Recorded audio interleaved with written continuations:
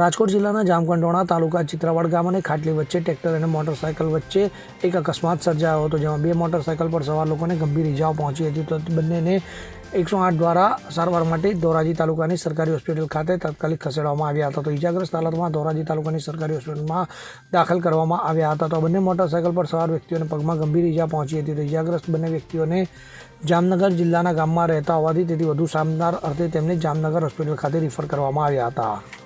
અલ્પેશ ત્રિવેદી સાથે CN24 news Dhoraji. હવે જુઓ દેશ દુનિયાની તમામ ખબરો તમારી આંગળીના ટેરવે. ઉઠાવો મોબાઈલ અને Google Play Store પરથી ડાઉનલોડ કરો અમારી CN24 ન્યૂઝ મોબાઈલ એપ.